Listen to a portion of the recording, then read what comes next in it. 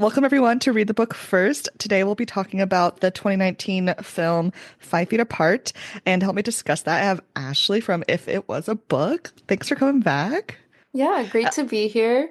hmm Thanks for pushing back the recording because I didn't watch the movie until this morning. It's fresh on your mind. It's good. That's right. Yeah. 5 minutes ago, I finished this movie. Procrastination is how I got through college. I understand. You even reminded me. You were like, my copy has come in from the library, and I was like, oh, that's crazy that you got it from the library. Surely it's streaming somewhere. It's not. It's not streaming anywhere. In case anybody is Oh, wondering, I did purchase it. I rented it, but I rented it for $0. There's like a sale right now, so nice. it all worked Okay, out. that's a score. That's good. I'm glad. I'm glad it didn't cost you no money because I wouldn't pay money to watch this movie. But sorry. Anyways, that's spoiler for my thoughts on this movie. Before we dive in, I mean, if you listened to last week's episode of this podcast, you know, but I was able to go on an episode of If It Was a Book, which is a podcast I thoroughly love and I do listen to almost every week. It's a great time. But if you want to tell us a little bit about your podcast before we dive into the tea of this movie. Yeah, so If It Was a Book is a literary podcast where we take like a real life story that happened to myself, to my guest, or to one of the lovely listeners who email me things, and we basically rewrite, quote unquote, it into a book. So anything that happened to you in real life. So for an example that I give often is like, when you have a fight with someone and then you have your really good comeback later and you don't think of it until ages later. Well, you get to say it in the moment of the fight. You get to be like, actually, you know what? Here's my really good comeback.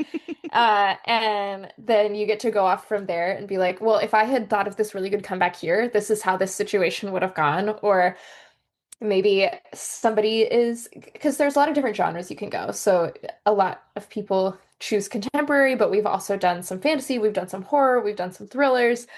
So you can take a weird boss situation and turn it into like a scary movie if you want. You can take a friendship and make them your secret sister who you were switched at birth or whatever you want to do.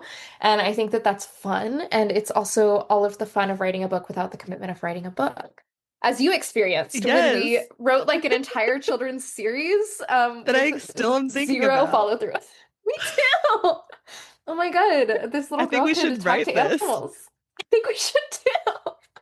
And it would be like juvenile paperbacks, so like they're Yes. very fast to get through. Like hmm it, not to write, obviously writing takes a long time, but it would be like a under Less word 200 count. page book. Yeah. Yes. Yes. I I'm so excited for folks to listen to this because I've talked about the story we made up to some of my friends and they're like, "Oh yeah, I would have read that." I'm like, "I know, you have to listen to the podcast when it comes out. I'll send you the link."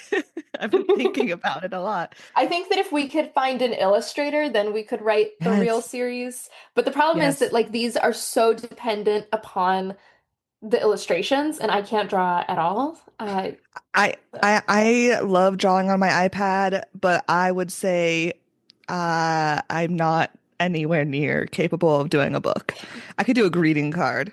I think that's where Ooh, I'd you be could do the comfortable. Pokedex pages for each Oh, type, that'd be the cute. information sheets for the I was animals. I was thinking about that. Wouldn't it be cute if like you had kids do their versions of the Pokedex pages, like they did the drawings, and you incorporated Oh, that's like, so cute.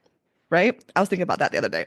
I've been again That can thinking be a about this a fun thing lot. to put in the back of the book, like is the Yeah. blank Pokedex, and then be like, hmm draw your pet or Draw draw yours whatever. and send it in Hmm and it could be featured. Yeah, I think that'd be so cool and fun. It like reminds me of highlights or something, you know? That does, it is hell for a library book, but Oh, for your own true. personal copy, a great True. thing. Yes, yeah. But yeah, so definitely check out the episode and all the other episodes of the podcast when they come out. I'll link to everything for If It Was a Book down below in the description. But today we're not talking about that. We're talking about 5 Feet Apart. Again, listen to last week's episode if you want to know our thoughts on the book. But this is like a weird pairing because I didn't realize till we were reading it that the book and the screenplay were written in companion with each other. So the book Hmm did come out like 6 months before the movie about, but they were written at the same time, and the screenwriters were the ones who were inspired to write the story and then pulled in the author, which is interesting to me because the movie just doesn't make any sense at Yeah, points. the book made more sense than the movie did. Yes. And like, yes, books can go deeper into different contexts and ideas. Like that's, part of the fun of this whole concept of a podcast, right? Is comparing those differences. And the book has more words than a screenplay does. But they had chances throughout the movie to make sense, and they're just like, no, what if we had slow-mo longing of teens instead? And I was like, okay. Um, I yeah. was live texting you during my viewing and just being like, wait, but actually, does that make sense? hmm Yeah. I guess we could start with the actors. So our main character Stella is played by Haley Lou Richardson, who I do love. She's in season 2 of White Lotus.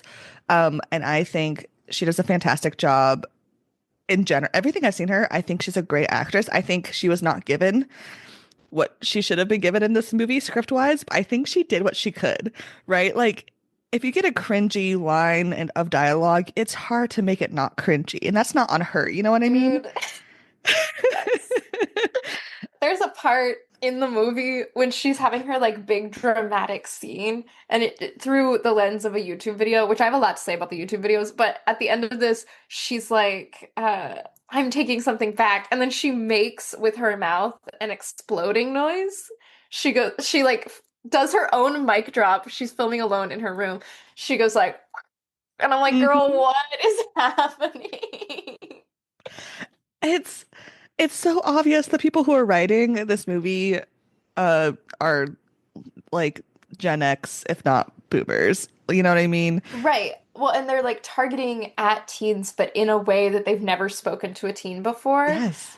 There's Yes. there's also the imagery at the end when Cole Sprouse's character Will has Mhm. drawn his like this is my bucket list kind of thing, and there's one thing on his bucket list, and it's love Stella the number four Eva. And I was like, ew. That wasn't like that hasn't been a cool thing to write since I think 1998.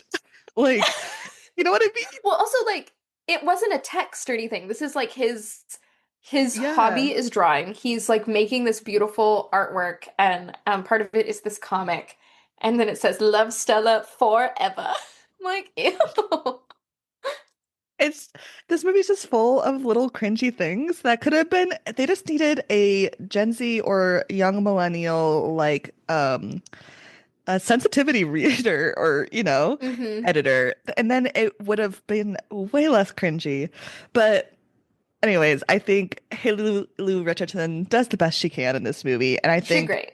she's of everything in the movie, she's my like one like positive. Like I'm like I love watching her. I think she's a great actress and I can't wait for her one day to win an Oscar in like 20 years. It'll be great. Then we have Cole Sprouse as Will, our main male character, our romantic lead. Um As the and only character Cole Sprouse has ever played in anything ever. yes, just an angsty boy. And Angsty he boy. He's very I'm weird. I'm a weirdo. I don't fit uh-huh. in this movie as well. Yeah. And he was filming this between seasons Riverdale. of Riverdale, right? And so he looks just like they didn't even change his hair, which I get, like, but I'm like, get a good wig, He doesn't have to have the same exact hair as Jughead, you know? Wigs But aren't it's the that same character expensive. as Jughead, so Yes. He's like a teen who wants to be as cool as I don't know. He seems like the Joker is his favorite movie. You know what I mean? Like hmm. that's the vibe he's good. He's like, I wish I was Heath Ledger, but sadly he is turning into I forget who plays Joker in the other ones. That version of a Joker, like the Joaquin Phoenix. Phoenix, is that who plays it? I don't know. I don't watch those movies. Anyways, he just is like the Joker's my favorite movie or the Fight Club is my favorite movie kind of guy. And Hmm. that's very unfortunate. Um, and when we were texting, I texted you, I was like, yeah, he's doing his Disney Channel best, which again is not a lot. At you least it's a know? different character from his Disney Channel character. I will Yes. say, this character is the exact same as Jughead. It is not the exact same as Cody from Sweet Life of Zack and Cody. Very true. Very true. Which I loved that show as a kid. Oh, So same. yeah, obsessed. And it's the projection of his career has been interesting. I'm just like, okay, all right, man. Um, yeah, so those are our main characters. Did you feel any like tension or spark between them as a couple? Because this movie drops almost every other plot line besides their romance.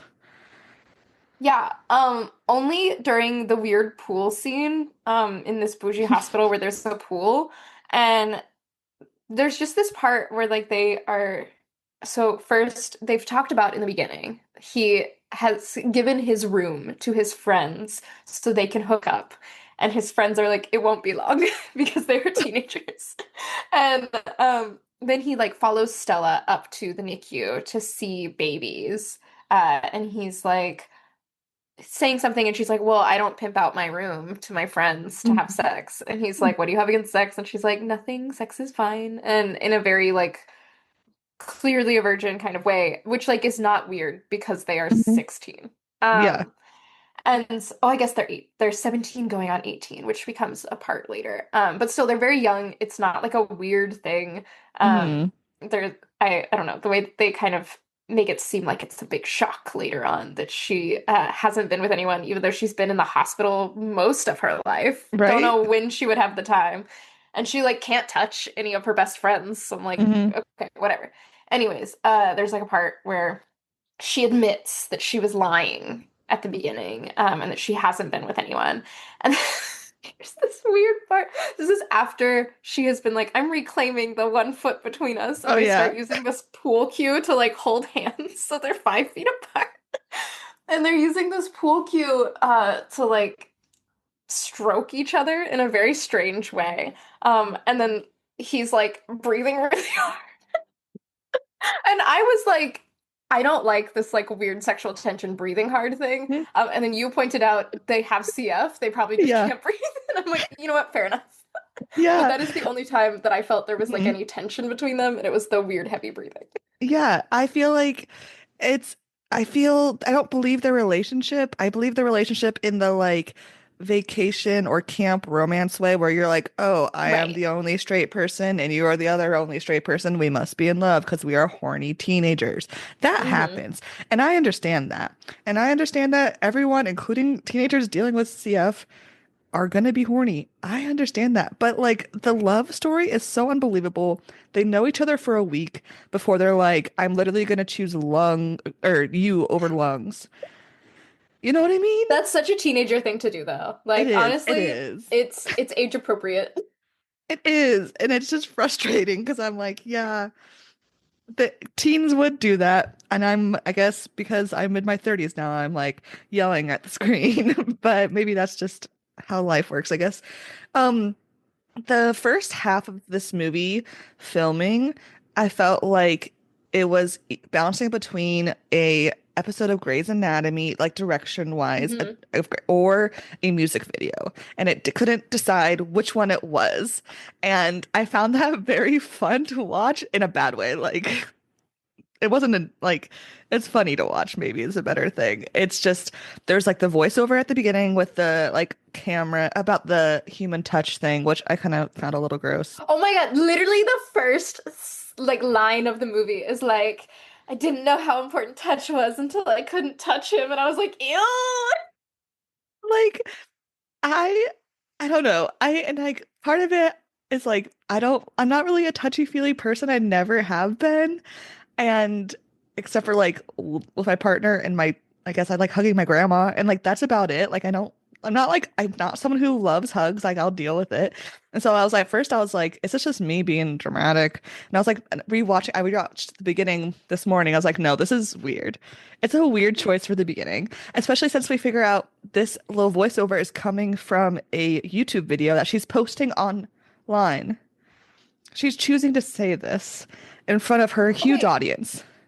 okay, yeah, okay. Let's talk about that for a second because Yes. in the movie, she doesn't have an audience. like in the book, she has Hmm. like thousands of followers, Hmm. like maybe 12,000 or something, maybe 20 something thousand followers. In the movie, she's getting like 300 or fewer views per video. Which is just something that I could see Yeah. on the thing I when didn't Cole even Sprouse was look. watching her videos. I think it's because they like actually posted them. And obviously Yeah. like no one knew what it was, and so no one was watching it. But they should have just edited that. I don't know why they do. Like, Yeah, so things were getting like 300. The one that had the most views was her like this is what CF is video with her braces. And hmm it had like 10,000 views total. Which like that is a lot of views. 10,000 people that watching your is. video is a lot. However, in the book, they make it seem as though she is this micro celebrity, Hmm. and that is like not happening in Yeah. the movie. And I think it's interesting too because the clip of her on the like in her YouTube video where she has the vest on and she's like hanging off her bed upside down and like Hmm. being super goofy and like I think we do see her be goofy naturally when she's comfortable. I part of me is like, okay, as anyone who puts himself online in any way, you are performative to a point, right? Like the person you put on the internet is not truly who you are 100%. And so my question, I want to know like how much of her videos is performative, right? And like how much has that Hmm. affected her psyche because she's constantly like we talk like she talks about how she needs to be in control. So I'm like, okay, she's controlling how she looks on the video, but then also like is her like overly positive outlook on her CF situation the reason why she can't like deal with death and grief? Like I'm curious of how much of those overlap with her just lived experiences. And we don't get to see any of that in the movie because that would be too interesting for this movie to talk about. But like I was sitting there, I was like, this is interesting, but here they are going away from it. And I'm like, that could have been a fun like part, conversation to have, especially since Dylan, sorry, Cole Sprouse, my bad. Especially Cole Sprouse's character is like watches every single one of her videos and brings it Right. up. So like she knows, you know what I mean? It's like I just feel like they're missing a cool conversation there. I don't Well, know. and in the movie, if I'm not wrong, I don't Hmm. remember this being in the book, but in the movie, there is a throwaway line about her being diagnosed OCD. And Hmm. that's Hmm. not in the book, if I remember correctly. Hmm. But I think that explains a lot about her character. And I think that Hmm. it explains a lot about the catastrophizing and around like her need to be perfect and to keep all of her stuff together and to make sure that her parents aren't worrying about her and all of that. I Hmm. feel that that made a lot more sense with the diagnosed OCD. I Hmm. mean, it made sense with the trauma as well, Yes. but it's a very short throwaway line in the movie, but I was like, oh, okay. Yeah, no, I liked that too, and it makes sense with her like reactions to Will later because after Hmm. meeting once and like having their like kind of like quote flirty conversation by the babies, she like marches to his room and is like, I need to make know that you're doing everything okay. And this is a second Hmm. conversation she is having with this boy. And she's Right. like, I need to see your med card. I need to know everything. Which, if we didn't have that little line about her, being diagnosed with OCD, I think it would have just been like, okay, this is like, it would have put a weird spin on her character. But I do think that's one good change or addition. I don't even know if I can call it a change because what came first, the chicken or the egg? I think the script technically came first, or a version of Hmm. it did before the book. You know, I don't know. It's just a confusing because they came at the same time. It's weird. It's cool, but weird. Our other character, teenager Poe, is played by Moises Arias, who played Rico in Hannah Montana. So another Heck Disney yeah, he did. char. Yeah. I was a big Hannah Montana girly. Like I hosted season premiere parties with my friends, Oh my aka I had God, two that's friends so over, fun. and we called it a party. It was us eating popcorn on the couch, but it was a great time. And I don't know how I missed that he was in this movie because when he popped on screen, I kind of had like a little bit of a jump scare. I was like, Rico, what are you doing here? Um, but I really think they fumbled Poe in this movie Of course. Well, they fumbled him majorly. in the book too.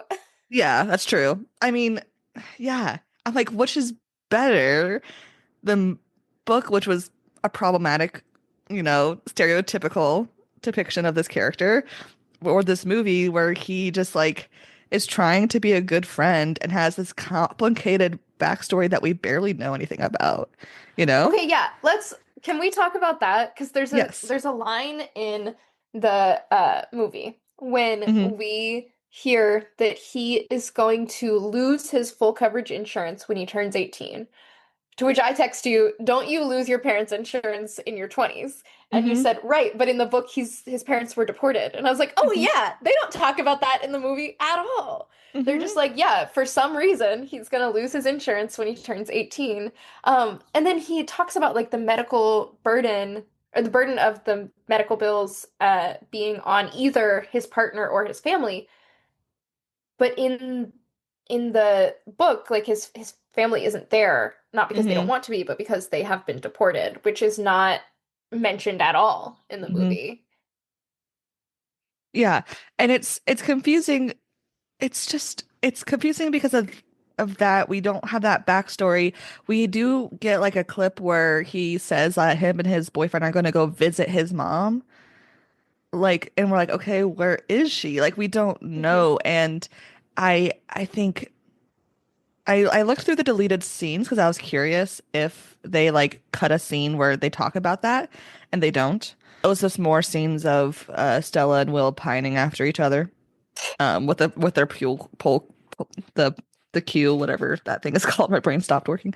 I don't know. I feel because like, what is the purpose of Poe in the movie as a character? His purpose is to be Stella's long BFF, but not a threat to Will because he doesn't like Right, because he's white gay. boys. Uh-huh. Specifically, he doesn't like white boys, which is a funny line. When That is a funny that line. was That fun. means that he's not a threat to Stella, not that he's not a threat to Will.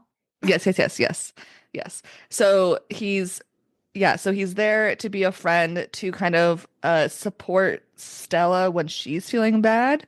Does she Hmm. support him when he's not really? She's like, you shouldn't break up with your boyfriend. And we're like, well, I understand why he broke up with his, like, he has a good reason to. The burden of a relationship. Right. That makes sense. And that's an interesting conversation to have and important because so many people deal with that, you know, Hmm. in any sort of medical issues in the. So then then later, I guess his purpose is to cook the birthday dinner, to cook for Stella and Will, and then Hmm. to be essentially the sacrificial lamb because one of these teenagers has to die in order for the movie to have Right. an impact. Unfortunately, that's how these sick teen movies go. Well, that and like Will and Stella won't believe that their CF is really dangerous until Unless, someone close to them dies from it. yeah. And I just feel it's so sad that that's like the only reason Poe's there, right? Hmm. And Like, it is their fault that he died. Just like absolutely, that. 100%. He did not have to die, and it is 100% because of them that he Hmm. did. Hmm. Uh-huh. It's that's the heartbreaking part of this movie is the fact that that he died, that they didn't real like fully. I think Stella understood that it was her fault, which is Hmm. why she at the end has that whole like crash out situation. Yeah. But after that happens, we don't see any more like accountability that they take. Hmm. And so it's sad as an audience because I'm like sad that they're not realizing, It's not sad. It is sad because he died, but it's also the missing extra accountability was also just like, what? What's the point Right, of and then this 10 minutes movie? later, they're like holding hands. And I'm like, Yeah. okay, so we learned nothing. Yeah. It just I don't know. It doesn't make sense. Another thing that I caught that I'm not sure if I like that it wasn't really like they didn't really dive into it in the movie is the fact that her parents are divorced because a big chunk Hmm. of the book is Stella talking and dealing about the divorce, right? About how she's like trying to like parent trap them or lie to them both so that she doesn't have to be a burden. Whereas she has lunch with her mom, she's like, the Hmm. divorce diet's looking good on you or something like that, which is She stupid. said it doesn't look good on Oh, her. She says you're okay, too that's better. skinny. Yeah, that's She better. says you're looking like me, you look sick, kind of Yeah, thing. yeah. And besides that, we don't really hear much else about their divorce, you know? Like we have the bit where Stella talks to Will about her guilt of, she was the one that's supposed to die, not her sister. Hmm. And I think that, but that doesn't have to do with the divorce part. And I think it's interesting that the book goes so deep into the divorce Well, compared. in the book, she doesn't have OCD. In the movie, the Mm, reason that she's doing these things is because of her OCD. In the book, the hmm reason that she's doing these things is because of her parents' divorce. And hmm like because Abby passed away. And now she's just Yeah. like, they can't lose anything else. hmm Which she still feels in the movie, but it's not the driving force. I think the driving Yeah. force in the movie is her OCD. Yeah. I guess that it does take up that reasoning. And again, I think the OCD is a stronger move in the script than it is the divorces in the book. Yeah. I want to talk about the Abby part and the grief parts of this because this happens, the conversations about Abby happens before Poe dies, right? Right. But it's a And pretty fast yeah, situation. They're yeah. like, she shuts down. He asks about her sister. She shuts down. And then he's just like, guesses. He like watches her videos and stalks her Instagram and then is like, she's dead, isn't she? And then they move Mhm. on from Yeah. And we see one clip of whoever plays Abby singing the song to her there. before for her surgery in the vlog. Um and it bothered me again, maybe this is my like need for a bubble, is her, and I don't have a sister, I have a brother, so different sibling relationship. Right. But her sister is like 4 inches from her face singing this Right. song. She's like, And right. and I'm and like if that was me, I would like immediately like push my sibling away. Like this is my bubble. You can sing to Mhm. me a foot away. That's fine. You know what I mean? And it just like I think this is just a me reaction, but it was like it's so weird. And then I was thinking about it as being vlogs. So I'm like, is this performative? But it not because Mhm. she loves her sister. I was like, there's so many questions I have that we don't get answered, you know? Well, I do think that they're much closer to each other because of the vlog. Like Yes, you're stuck in a very small frame. that's So true. not even like the is she singing to this to me because the camera is Mm-hmm. on, but is she this close to me because Because the we camera both is want to on. be in the frame of the camera. There's a part in the beginning, the first video that we see her do on YouTube is a live stream. And she Hmm is live streaming from her camcorder, Yes. which does not make sense. hmm Like, I mean, you can live stream from a camera, but those cords have to stick to the computer. And if you're moving it around chasing your nurse, then Right. something's gonna get unplugged and it's not gonna work. Right. And the camera wasn't plugged into anything. No, it was just on a tripod or a thing, a handle. And it was like an old tiny camcorder. It hmm wasn't like a vlogging camera. It was a Yeah, camcorder. And yeah. I'm like, what? It was, I don't know. Yeah, they just needed someone to come through and edit those little bits. Hmm. I think her being a vlogger makes sense. I the coding barely touched on. We see her code But yeah. for a second in the beginning montage, and then mentioned once later by Will, and that's it. Hmm. Yeah. Yeah. It was like, okay, the coding was one of the coolest parts of her character in the book, Hmm. and it's like it's interesting because she has this list of like things she wants to do, her life list. And one of them is like share her knowledge about CF. And I think the coding goes into that so well because it can help CF patients of other patients. And they just don't even mention it again. And I think that's lame because you just need to add one little conversation and then I'll be happy, Yeah. you know? Yeah. And we see the app only once when Will hmm like checks off that he did a treatment and then it gives him like a meme. It's like good job. hmm Good job, meme. Yeah. Um There's a part when they're doing their treatments together when they both dump a metric fuck ton of pills into a tiny little chocolate, uh, not yogurt, like pudding. Pudding. And I was hmm like, this is so many pills for a tiny little pudding. I would rather dry swallow all of those pills than have to like sit through crunching through my pudding. Because they Yeah. don't like so like a way that you would typically do that is that you crush up the pills or you open the little capsules and then the Mm-hmm. powder is like mixed in, and that's something they do with the kids. But they just put the whole pillows in there. It's like when you try to get your dog pills, you put it in some applesauce to trick Hmm. your dog. And it's, it shows that she's been there a long time. It shows that she was there as a kid, but it does like you could think she'd like pour the pudding out in like a bowl so that all the pills actually got chocolate on them without spilling. You know what I mean? Like there's other weird ways. The pool scene we already talked about a little bit, and I didn't love the pool scene in the book Mm-mm. for many reasons, and I also didn't love the pool scene in the movie. Um, it's, I think this is the scene that they're like, we're gonna get the kids making cool aesthetic pictures of this, and this is gonna be the Fault in Our Stars Oh, moment here. Like they're trying to like bait the kids in this moment, which is like why I think there's that weird like her like shoulder strap keeps falling off, right? Just over and over her shoulder strap. And the whole like thing with the what's it called? The pool cue? Is that what it's called?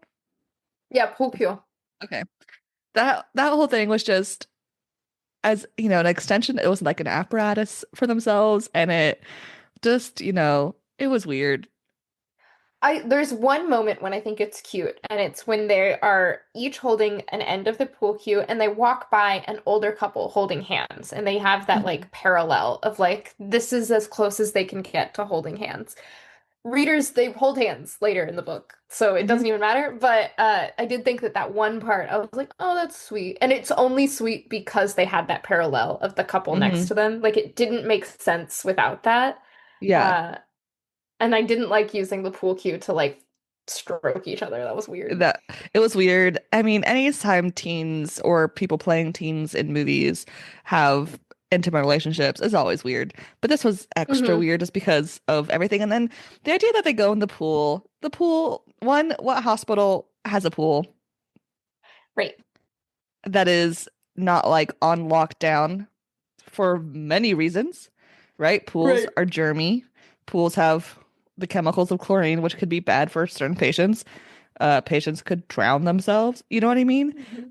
Like, I was like, okay, if I understand like walking through the hospital, walking to like, the pediatric unit and stuff, that makes sense. But walking and getting into the pool, the security Hmm. in this hospital is lacking, you know?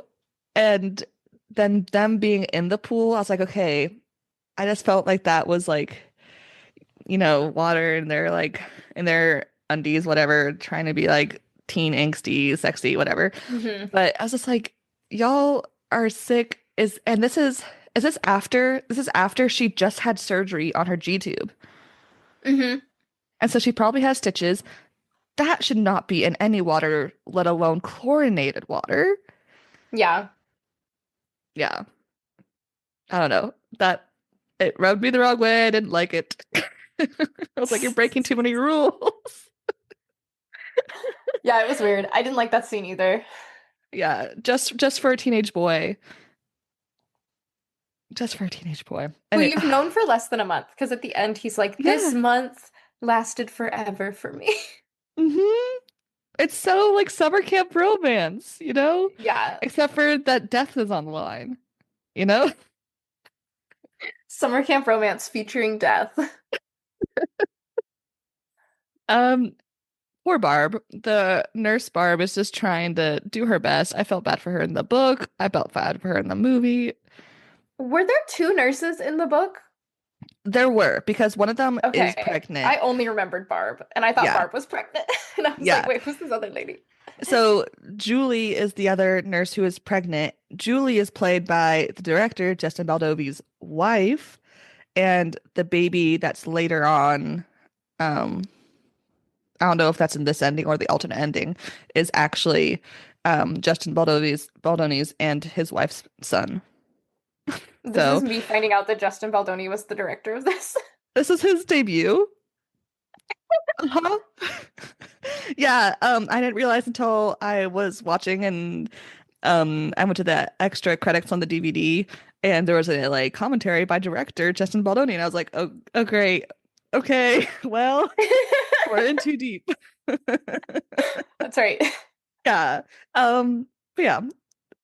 Uh, the birthday scene, the scavenger Mhm. hunt. I love a scavenger hunt. I'm a sucker for I a liked scavenger that. hunt. I thought it was fun.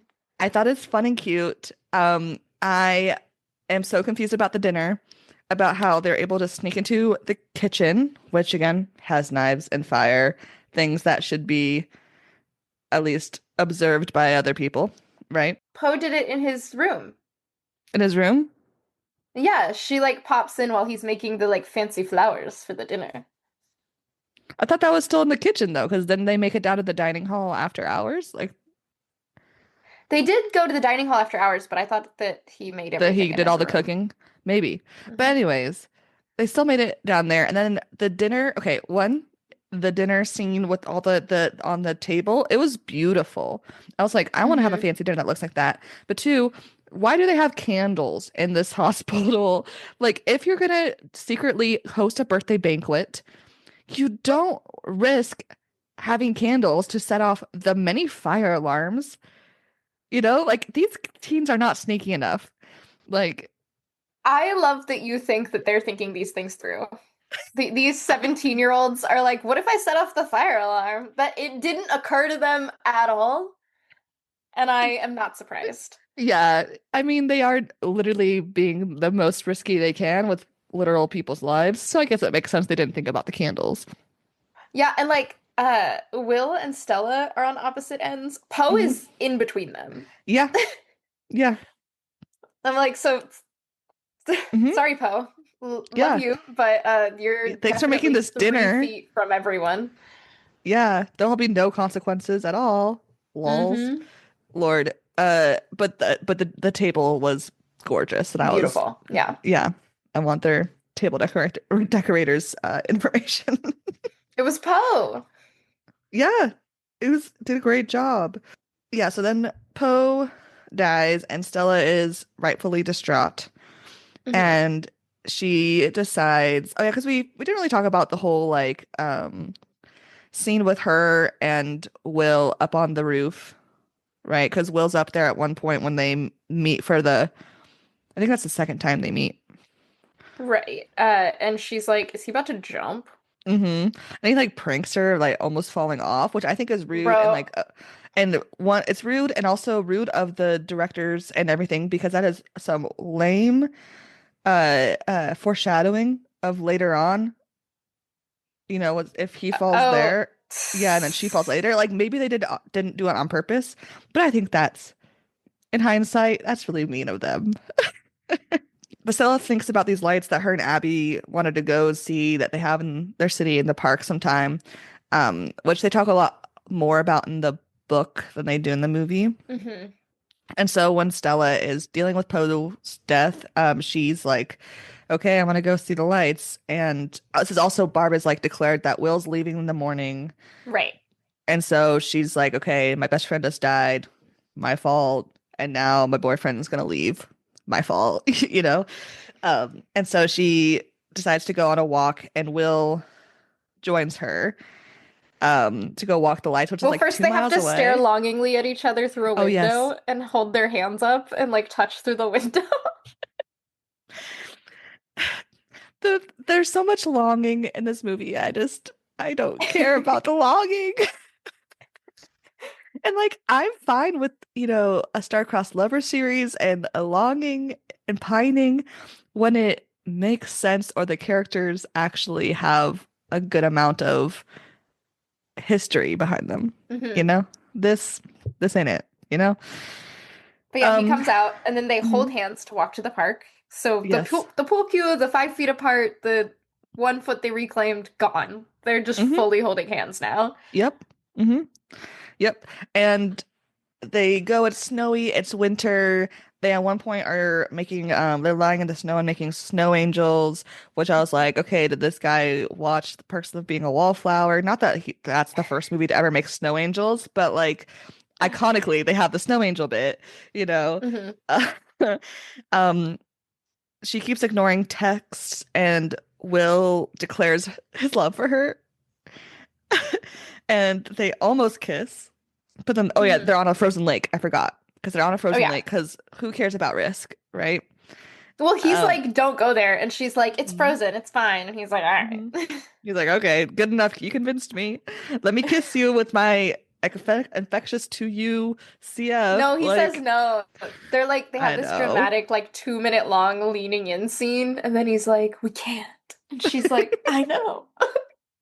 Yeah, the ice begins to break. They are he gets off the ice and up on the bridge, and she follows up on the bridge. Will's mom texts him, and he's like, "You have lungs. We got to go." And she's like, "No, I'm not going to." And then she She's, I haven't falls. seen the lights yet. Yeah, and then she falls, and like at first doesn't like she like laughs. She's like, "Okay," you know, and then Poe go or not Poe. Will goes down to like rescue her or get her up and make sure she's okay, and she had fallen through the ice, which Hmm. is terrifying. Hmm. Like, I was curious if they were gonna have her have that like dreamy scene about Abby like they do in the book, and I Hmm. can't decide if I wish they did or not, you know? I think that we didn't get enough of Abby in the movie to Mm-hmm. justify that scene. Just because also this movie's fucking long. This It's movie so is long. 1 hour and 55 minutes. I know that because I woke up with 1 hour until our scheduled time, and I was like, oh no, I haven't watched the movie yet. Surely it's not that long. And it's 2 hours long. So I'm like, can we push the recording back 1 hour? So I finished moments before. Mm-hmm. And yeah, so it's a very long movie. I'm glad they didn't add any more scenes because where would you put them? Mm-hmm. I do like at the end, there's a sort of montage when she's giving the same speech from the beginning Mm-hmm. about like how important touch is. And Mm-hmm. we see a lot of scenes with her and Abby and their parents and just like Mm-hmm. growing up scenes. And I thought that those were good and that Mm-hmm. that made a lot of sense. I think that if that montage was earlier, then we could have had that scene of her seeing Abby in the water. Yeah. Yeah. No, I agree.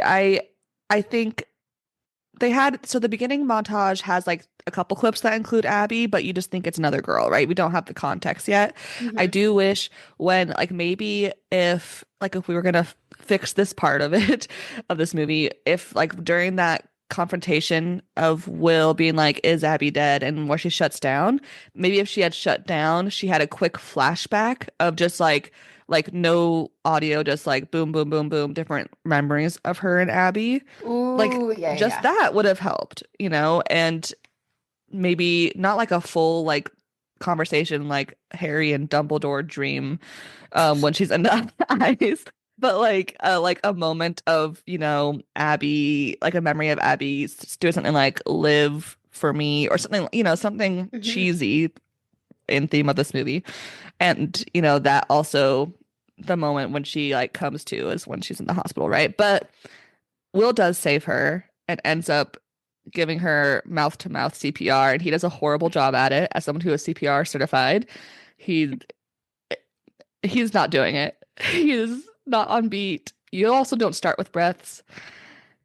Like Drag him, teach him CPR.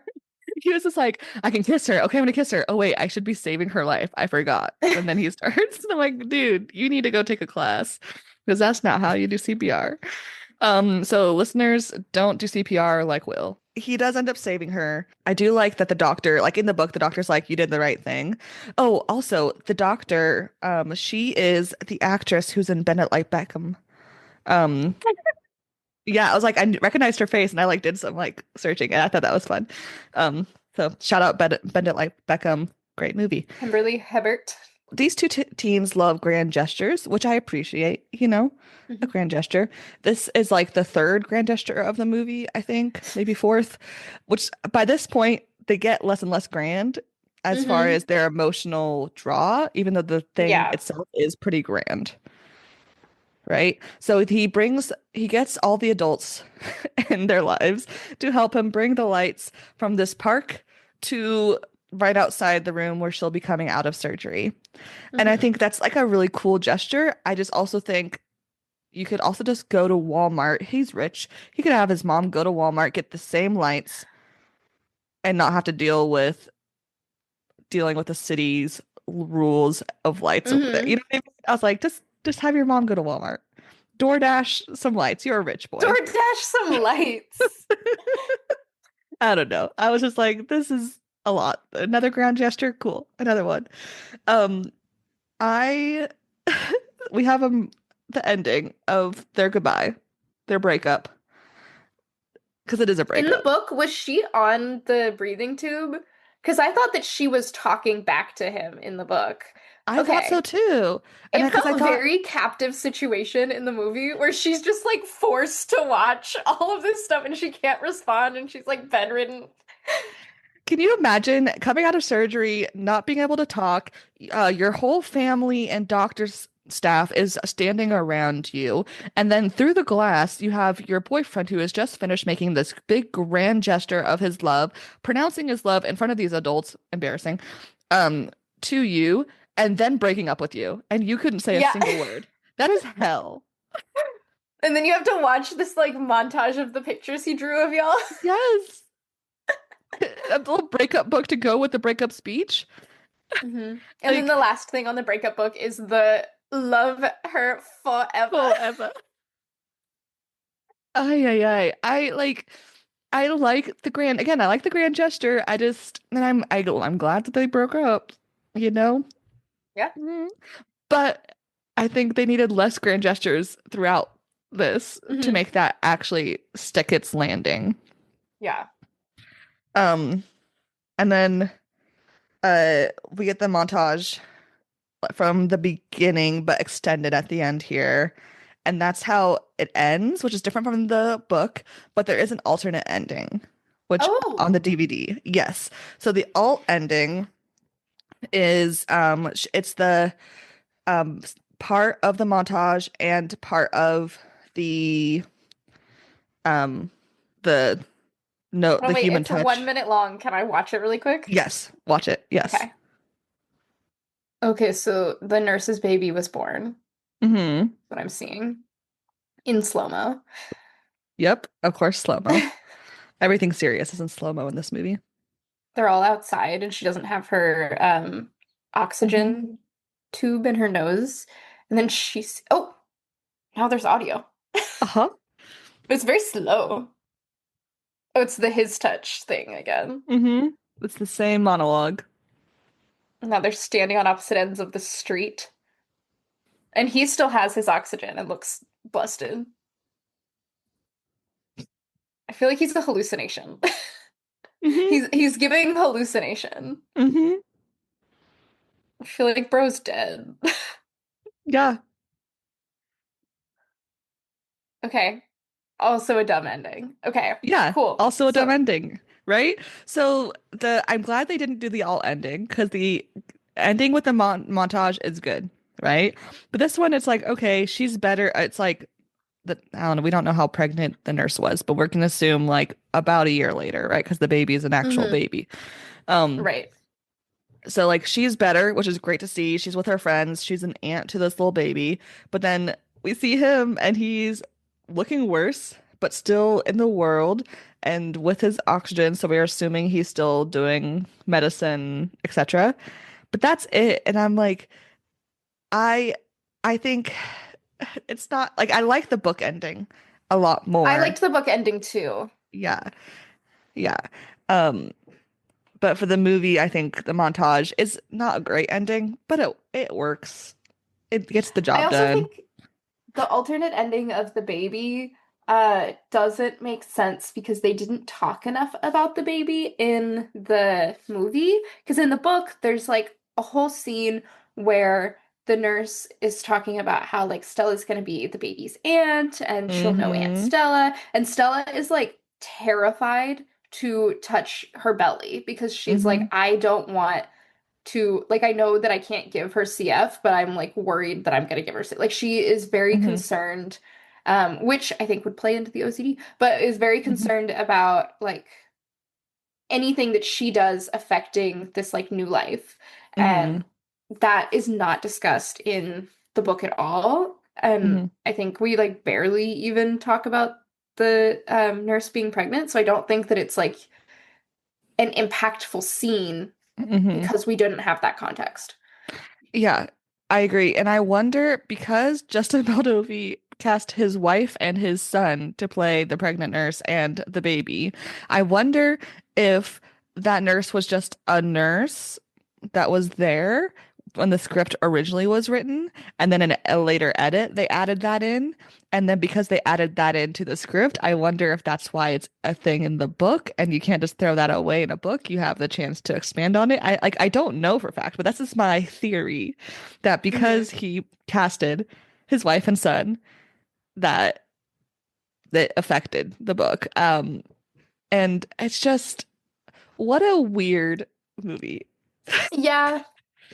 Like it's not the most horrible teen romance movie I've ever seen, right? But it's just so like not grounded, but also confusing choices and almost a music video. I can't place it anywhere in my brain. Um and especially as like an adaptation, like if we're treating the movie as an adaptation, it's a weird adaptation, but we don't like they're like kind of like adaptations of each other almost, Hmm. right? Is this a good adaptation? But I don't think that question applies to this Yeah, because movie. they were written at the same time. Yeah, and I don't know which one is better, you know? Like I like the book in ways I didn't like the movie, but also the movie, I don't know, it's 2 hours of my time versus whatever, 5 hours it took me to read it, you know what I mean? So I'm like, I think I liked the movie. No, I liked the book more Mhm. because I felt like we developed Stella's character at least more. Mhm. Because we got to see a lot more about like Stella's worries with her parents, Stella's worries with the baby. And I feel like the baby stuff made more sense in the book because it's Yes. not that she's obsessed with babies, which is like something that she says in the movie. She's like, because I'm obsessed with babies, just as a throwaway line. Hmm. That's not what it is in the book. In the book, it's very much for like this is a new life that has never been sick, never done anything wrong, like never they just like have their whole lives ahead of them as someone who like could die at any moment. That's kind of what she Hmm. sees in those children is that like they are not sick.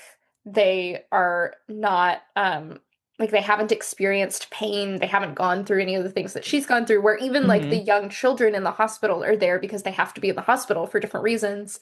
And the babies are there because they were just born. They're not like Yeah. injured babies or sick babies or anything like that. Yeah, I agree. I think also in the book, she's way more obsessed with um life and the meaning of life and what Hmm. happens after you die and that. And I think that also would make sense if we in the book had a mention of her being diagnosed with OCD. I think Hmm. that would just make her character stronger. And I wish they did have that in like of anything the movie did that the book didn't. That is something I wish the book did. Um, but I didn't really care about Will in either. I think Poe is Hmm. disrespected in both. Um, and I do, yeah, I think Stella's character is stronger in the book, but I again love Haley Lulu Richardson, so I enjoyed her in the movie. So it's like a weird, back and forth of that. Um, I also try and figure out any fun facts I can about movies and stuff. The only besides the um Justin Baldoni casting his wife, the other fun fact is the cartoonist who did most of the drawings that Will does in the movie. His name is Caesar Meadows, and he is, I believe, from Louisiana. But I'll link his website down below if you're curious to see his other artwork because I thought some of it was pretty cool. Um, Hmm. but I guess we don't really need to talk about Justin Baldoni, but I just think it's interesting that this is his first movie, and I have not seen any of his other movies, nor do I plan on it. But yeah, it's just an interesting first movie choice, you know? Hmm. It's really going in deep, or trying to, in a pretentious way, almost. Yeah. But that's Cole Sprouse's favorite thing is to be in pretentious movies. It's true. He does love the pretentiousness. Okay, and then here's my question. Have you like watched and read The Fault in Our Stars? Yeah, a long time ago. Okay, A so long time ago. but like yes, back in the day, same. I don't think I've seen it since it came out. But I was looking at the Letterboxd reviews, and someone pointed out that The Fault in Our Stars used the song "Wait" by M83, and so does this movie. Oh, And I was like, what a choice to, just a fun coincidence of these two sick teen love stories have this hmm M83 song. I mean, I love it. As a millennial, I love M83. A lot of people compare this movie to The Fault in Our Stars for reasons I understand, right? Right. Teenagers who are terminally ill fall in love. But I don't think a lot of the comparisons beyond that hold up, you know? hmm It's interesting too because the people who wrote the screenplay were inspired by someone they knew who was a consult on the movie. So as far as like helping uh Cole and Haley figure out how to act and how to deal with life as a CFer, that they got a lot of direct consulting from the person, her name was Claire. And I thought that was good that they did that at least. I don't know. I feel like the story lacks some actual lived experience from hmm someone who's dealt with that. You know what I mean? I feel like that hmm would have enriched the story and made it actually deeper that it was trying what it was trying to do. I think it was very teenage. I can see teenagers enjoying it. I think Hmm. I'm too old for the book I and the agree. movie. I think And we're I not the audience. recognize that I am not the target audience. Yes. Yes, So yes. if you Again, enjoyed it, there's nothing wrong with that. That absolutely that was not. just a different vibe. Yeah, definitely. I think there is an audience for this, and I think, stories showing teenagers in all different forms of life are important and should be out there. I just think, if you're a 30 something year old who has not lived a similar experience to these teens, maybe avoid it just because it's, not for us. You know what Yeah. I mean? Yeah. Again, thank you, Ashley, for being on the Sure. last two episodes. I've had a blast chatting with you. And again, listeners, go check out our episode that I did on Ashley's podcast and all the other episodes too. Again, they're a great time. Where can they follow you on the website, the internets? Yeah, so there is a website. If it was a book.com, there's nothing on there because I run it and I don't know how to run a website. So it just exists and it updates with like the new episodes. You can find the podcast on TikTok and Instagram at If It Was a Book. You can find me on TikTok, Instagram, and YouTube at Wicked Reads, and the video episodes of my podcast are also on at Wicked Reads on YouTube. They're the same as the audio. It's just you get to look at us. Sometimes we make faces. Awesome. And you can, of course, follow us on Instagram at Read the Book First Podcast. We have a Patreon now that is linked below. If you want to join and watch some fun behind the scenes minisodes with guests, my reading vlogs, which are chaos. If you're interested in those, follow us on and join us on Patreon. Make sure you like and subscribe and rate us 5 star. If it's not 5 stars, don't worry about it. Um, Thanks for listening, and remember, read the book first.